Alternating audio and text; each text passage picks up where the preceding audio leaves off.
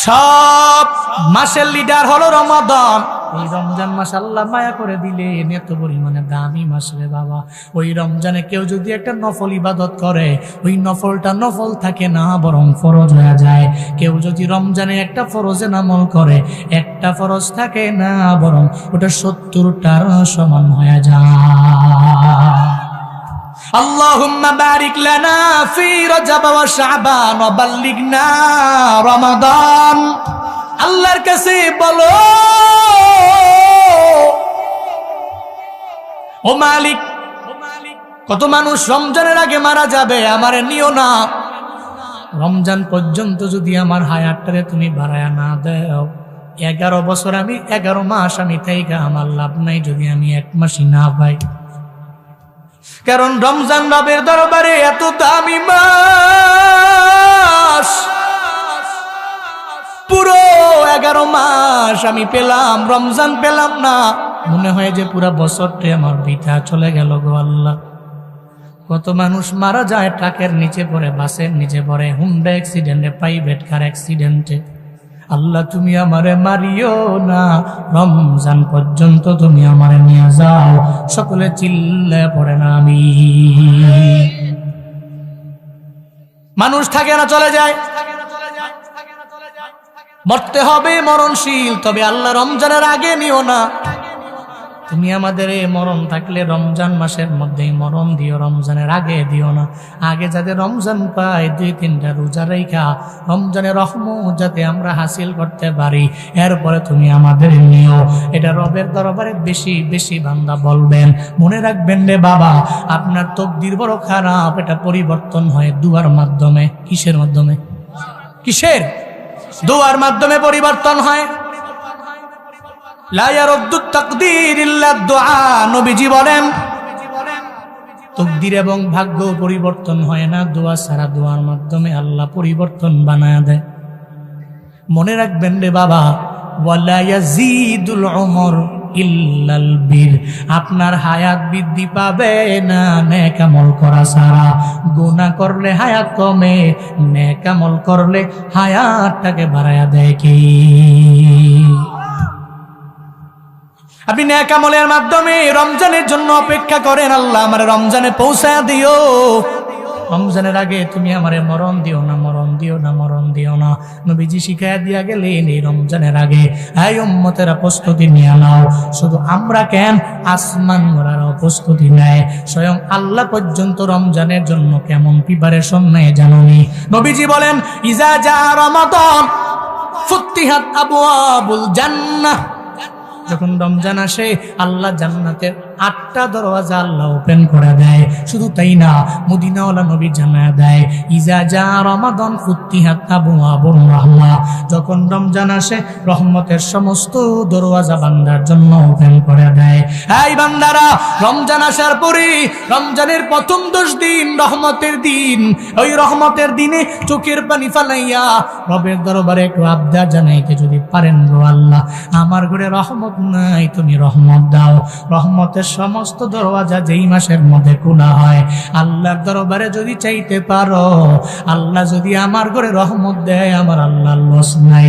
আল্লাহ যদি গজব দেয়, আমার আল্লাহর বিন্দু মাত্র পরিমাণ লাভ নাই। আল্লাহর দরবারে তুমি কাঁদো আর বলো, আল্লাহ তুমি রমজানের প্রথম 10 দিনই আমার ঘরের মধ্যে রহমত দিয়ে ভরপুর বানায়া দাও। নওগাঁর মুসলমান বলো না, আল্লাহ যদি রহমত দিয়া দেয়, আল্লাহর বিন্দু মাত্র পরিমাণ ক্ষতি হবে। হবে? ঘরটা যদি রহমত দিয়া ভরপুর হয়ে যায়, আল্লাহর এই ব্যাপারে লাভও নাই, লসও নাই। রবের দরবারে আবদার জানো, আল্লাহ সমস্ত রহমতের দরওয়াজা তুমি ওপেন রাখলা, আমার ঘরটারে তুমি পরিপূর্ণ রহমত দিয়া ভরপুর বানায়া দাও। শুধু তাই না, আল্লাহ মদিনাওয়ালা নবী জানায়া দেয়, যখন রমজান চলে আসে, আল্লাহ যখন রমজানের আভাসটা পায়, গুল্লি কথা ভুয়া বন্যার, আল্লাহ সঙ্গে সঙ্গে সমস্ত জাহান্নামের দরওয়াজাগুলো বন্ধ করে দেয়। এরপরে শয়তান যে একটা আছে, বারবার আমাদের ধোঁকা দেয়, আছে না নাই? আসেনি? আল্লাহ পাক ওই শয়তানের শিকলাবদ্ধ করে দেয়, বন্দী করে দেয়। সুলসিলাতি শায়াতিন মদিনাওয়ালা নবী বলেন ওই শয়তানটারে আল্লাহ শিকল দিয়া পরিপূর্ণ বাইধা দেয়। ওই শয়তানটারে আল্লাহ পাক রব্বুল আলামিন ওই শয়তানটারে আল্লাহ শিকল দিয়া বাইধা রাখে যাতে বান্দারে ডিস্টার্ব করতে না পারে। তাহলে মনের মধ্যে যদি প্রশ্ন, হুজুর আমগো এলাকার জুয়ানগুলা রমজান মাসের মধ্যে গুনাহ করে, রমজানে রোজা রাখে না, রমজানে গালিগালাজ করে, ঝগড়া করে, এমন ব্যক্তি আছে না নাই? আসেনি? শয়তান তো শিকলাবদ্ধ, শয়তান তো বন্দী। মানুষগুলো কেমনে অন্যায় করে, কেমনে অপরাধ করে। যদি মনের মধ্যে প্রশ্ন জেগে যায়, মিনাল জিন্নাতি ওয়ান নাস, শয়তান তো দুই ধরনের, একটা জিন শয়তান আর একটা মানুষ শয়তান, আছে না নাই? দেখবেন বন্ধু বিড়ি টানে না, আর এক বন্ধু কয় বিড়িটাই না দেয়, কি মজা। ইন্নামাল খামরু ওয়াল মাইসিরু ওয়াল আনসাবু ওয়াল আজলাম রিজসুম মিন আমালিশ শাইতান ফাজতানিবুহু লাআল্লাকুম তুরহামুন। চিল্লা পড়েন আল্লাহু আকবার।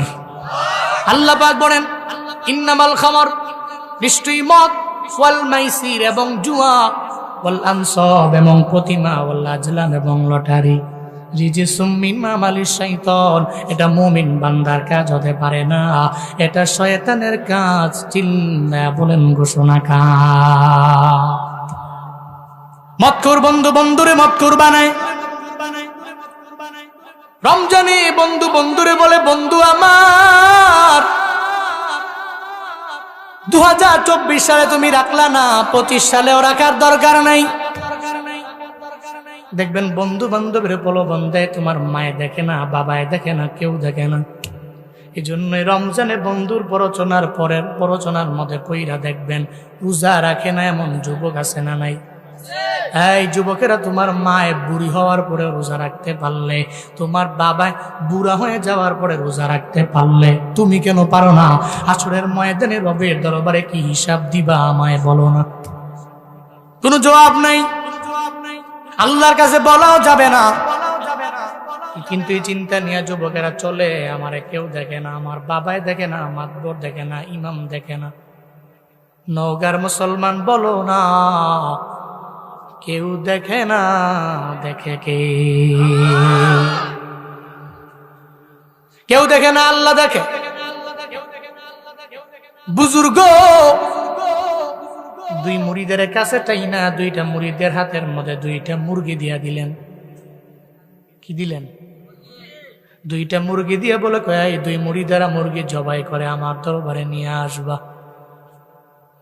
এমন জায়গায় গিয়া জবাই করবা যেই জায়গার মধ্যে কেউ তোমাদের দেখে না, এমন জায়গায় জবাই করবা।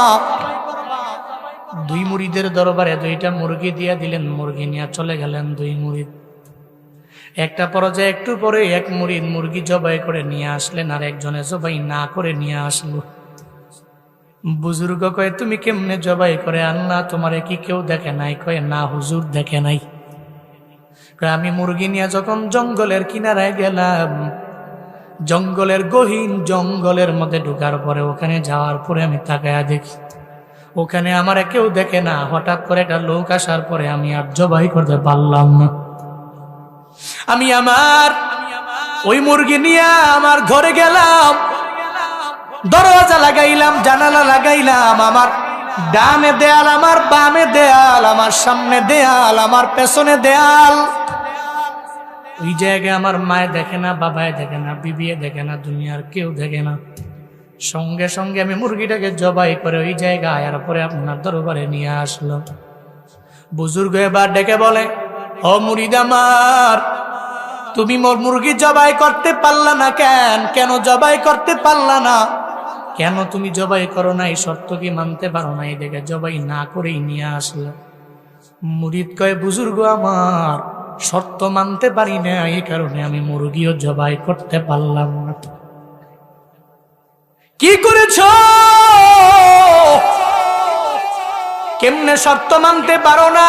মুরিদ আমার, কেন তুমি মুরগি জবাই না করে আমার দরবারে নিয়ে আসলা?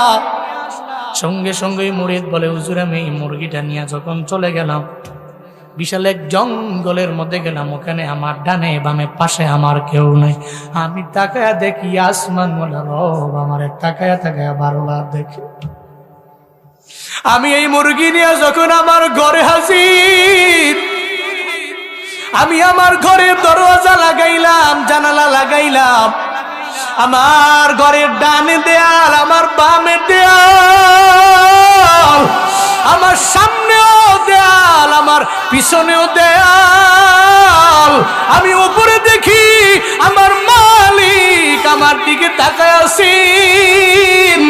আমি আমার ওই ঘরের মধ্যে আমার সব জায়গায় আমি দেখি দেয়াল, আমি দেখি দেয়াল, উপরে দেখি আমার মালিক আমার দরবারে তাকায় আছে, আমার দিকে বারবার ডাকে, বান্দা তুমি কি করো, বান্দা তুমি কি করো, বান্দা তুমি কি করো।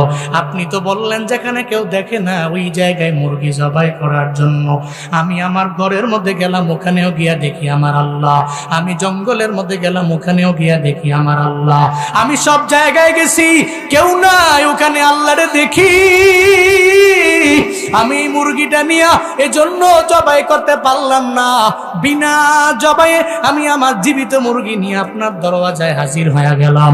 সঙ্গে সঙ্গে ওই বুজুর্গ জানায় দেয়, দুইজন মরি, তোমাদের আমি বলে দেই, শুনে নাও, আমি তো মুরগি জবাই করা তোমাদের দ্বারা বিন্দু মাত্র পরিমাণ আমার গরজ নাই, আমার উদ্দেশ্য না আমি তোমাদের দ্বারা মুরগি জবাই করবে, উদ্দেশ্য আমার